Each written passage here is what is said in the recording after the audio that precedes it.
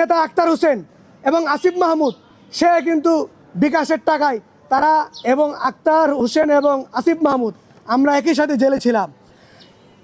এই বিকাশের টাকা দিয়ে আমাদের বিকাশ থেকে টাকা উত্তোলন করে জেলে টাকা পাঠানো হয়েছে।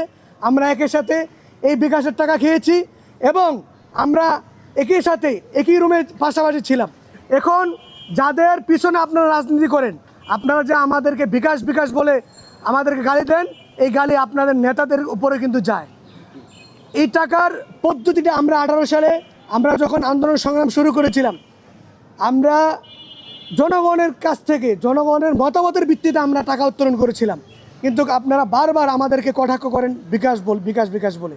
পাশাপাশি গণ অভ্যুত্থানের অন্যতম নেতা যিনি 18 জুলাই শেখ হাসিনার পতনের ডাক দিয়েছিলেন, তার অবদানকে আপনারা অস্বীকার করতে চান।